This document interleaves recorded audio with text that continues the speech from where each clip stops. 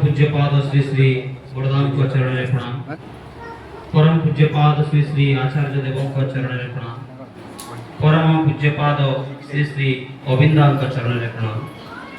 एठारे उपस्थित थिबा समस्त सम्माननीय ऋतिक मंडली, स्नेहमयी मातृमंडली, कर्मी जाजक समस्त को यथा यथा स्थान रे रा एवं जय गुरु। श्री श्री ठाकुर करुणा कृपा पाई आमे धन्य होइछु। श्री श्री ठाकुर अनुकूल चंद्र आम जीवन रे जेते बेले आमे पाठ पढ़ा आरंभ करि थाउ सर्वप्रथमे ओटा ही शिखी थाउ। जेते बेले ठाकुर को दीक्षा नेलु, ठाकुर को ना जानिलु, ठाकुर को नाटा मध्य ओरे ही आरंभ होइछि। तेणु आम जीवन रो शिक्षा, आम जीवन रो दीक्षा ओर ही आरंभ।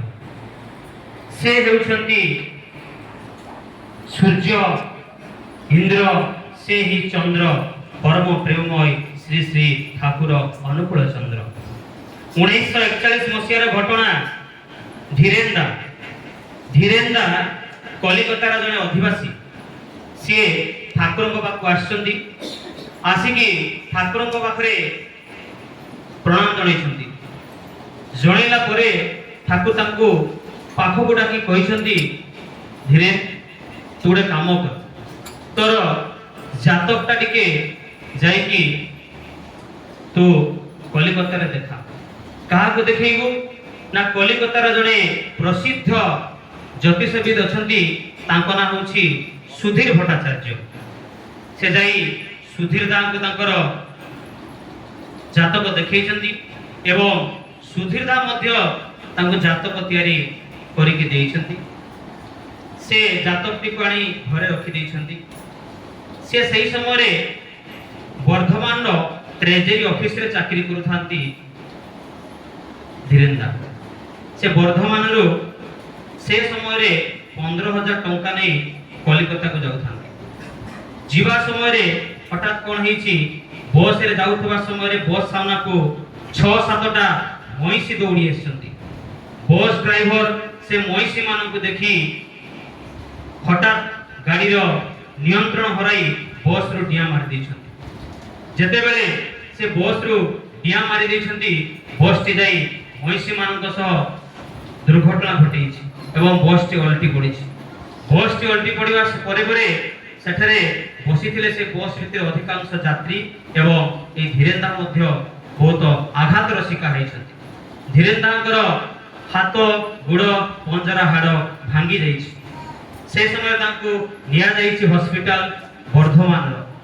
सेठरे नेबा परे से वर्धमान हॉस्पिटल ले डॉक्टर पारिबे नाही बोली मना कर दैछन। गोटे दिन बीती गला, तापरे तांको निया जाइछि कलिकतार हॉस्पिटल। नेबा परे सेठी मध्य 3 दिन बीती गला। 3 दिन परे तांकर आसीछि हॉस। जेते डॉक्टर माने बहुत चेष्टा करी हारी जाइछंती, सेही समय रे किछि समय गला परे तांकर हॉस आछि। तेते तांको पाखरे ना थिले डॉक्टर ना थिले नर्स। सेही तांको बिछोना देई सफा करिबा को आसीथिबा गोटिए स्वीपर से सफा करूथिले। से सफा करथवा समय रे देखिचंती तांकर हॉस आछि एवं आखिटी मिटी करूछि।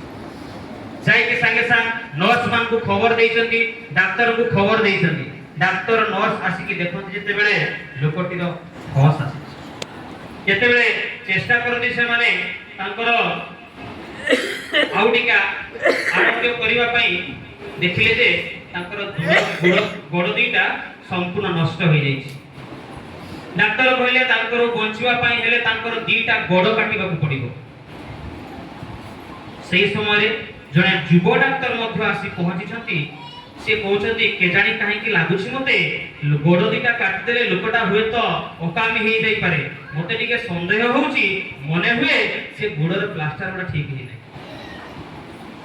एवं डॉक्टर माने पुणी आउथरे से गोड़ दुईटा को प्लास्टर भलो भाबरे करिसंती যেটা প্লাଷ୍ଟର ଭଲ ଭାବରେ ହେଇ ସାରିଛି ଜଣା ଯାଇଛି ତାଙ୍କର ଗୋଡର ହାଡ ଗୁଡ଼ିକ ଆଉ ଥରେ କୁଆଡେ ଯୋଡ଼ି ଯାଇଛି। ସେମାନେ ସମସ୍ତେ ଆଚମ୍ବିତ ହେଇଯାଇଛନ୍ତି। ଯୋଉ ଲୋକର ଗୋଡ ଗୁଡ଼ିକ ହାଡ ଗୁଡ଼ିକ ନଷ୍ଟ ହୋଇଯାଇଥିଲା ସେ କିଭଳି ଭାବରେ ଆଉ ଥରେ ହାଡ ଗୁଡ଼ିକ ତାର ଯୋଡ଼ି ଯାଇଛି। ଏଇଭଳିଆ ସେ ସୁସ୍ଥ ଲାଭ କରିଛନ୍ତି। ସୁସ୍ଥ ଲାଭ କଲା ବେଳେ ଘରକୁ ଆସିଛନ୍ତି। ବିତି ଯାଇଛି ଦୀର୍ଘ 4 ମାସ 5 ମାସ। 4-5 ମାସ ବିତି ଗଲା ପରେ ସେ ଯାଇଛନ୍ତି ପୁଣି ଠାକୁରଙ୍କ ପାଖକୁ ଦର୍ଶନ କରିବା ପାଇଁ। ଠାକୁରଙ୍କୁ ଯାଇ ଏସବୁ କଥା କହିଛନ୍ତି। କହିଲା ପରେ ଠାକୁର କହିଛନ୍ତି ଟିକେ ତୋର ଜାତକଟା ଆଉ ଥରେ ନେଇକି ଆସିବୁ ତ। ପୁଣି ସେ ଠାକୁରଙ୍କ ପାଖକୁ ଜାତକ ନେଇକି ଯାଇଛନ୍ତି। ଜାତକ ଠାକୁର ଦେଖିଲେ, କହିଲେ ମୋ ପାଖକୁ ଆଣିଲେ ଠିକ ଅଛି, ମୁଁ ଦେଖିଲି ତୁ ଯା, ଯାହା ପାଖରେ ଜାତକଟା ବନେଇଥିଲୁ ତା ପାଖକୁ ନେଇକି ଜାତକଟା ଦେଖେଇବୁ ଯା। ଯାଇକି ସେ ସୁଧୀରଦାଙ୍କ ପାଖରେ ସେ ଜାତକ ଦେଖେଇଛନ୍ତି। ଜାତକ ଦେଖିକି ସୁଧୀରଦା ଆଚମ୍ବିତ ହେଇଯାଇଛନ୍ତି। ସେ କହୁଛନ୍ତି ଆରେ ତମେ କଣ ସେଇ ଧୀରେନ୍ଦା?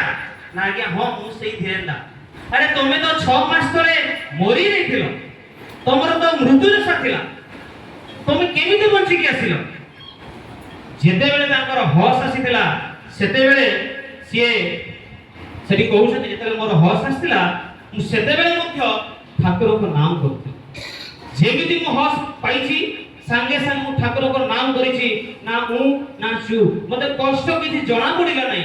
ମୋର ହାଡ ଭାଙ୍ଗି ଯାଇଥିଲା, ପଞ୍ଜରା ଭାଙ୍ଗି ଯାଇଥିଲା, ହାତ ଭାଙ୍ଗି ଯାଇଥିଲା, ହେଲେ ବି ମୁଁ କିଛି କଷ୍ଟ ଜାଣି ପାରିନଥିଲି କେବଳ ଠାକୁରଙ୍କର ନାମ ବଳରେ।